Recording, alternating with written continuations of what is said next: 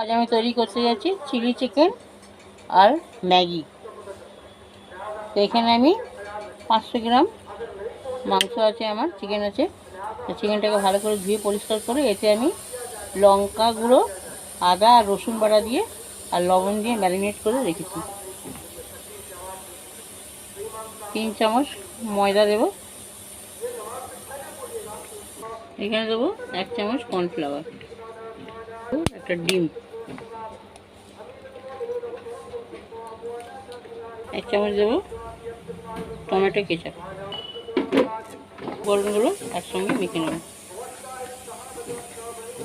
আমি একটা কড়া বসেছি, কড়াতে তেল দিয়েছি, রিফাইন অয়েল। তেলটা আমার গরম হয়ে এসছে। এবার আমি এক একটা করে চিকেনগুলো এখানে ম্যারিনেট করা চিকেনগুলো দিয়ে দেবো।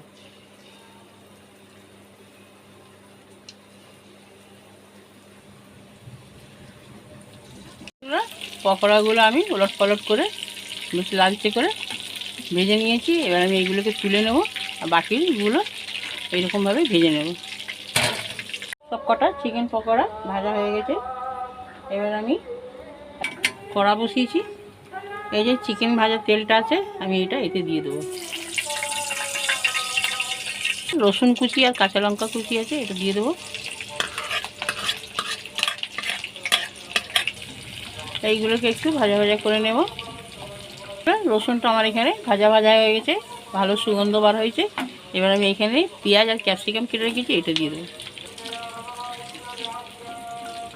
এখানে দেবো স্বাদ মতো লবণ।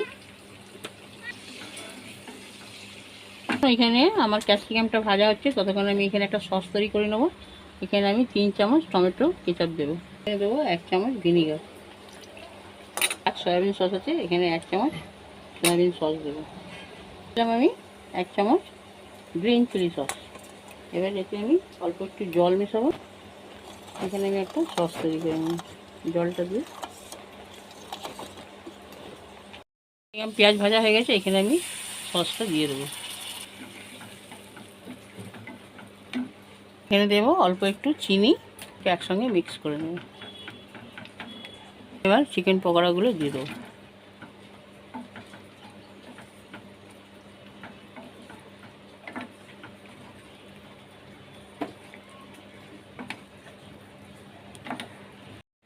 এখানে বন্ধুরা আমি এখানে 1 চামচ অ্যারারুট গুলে দিয়ে দিলাম। আবারও গুলে দিতে পারেন, কোনো সমস্যা নেই। এইবার আমি এইখানে দেব এই কালারটা ভালো আসে।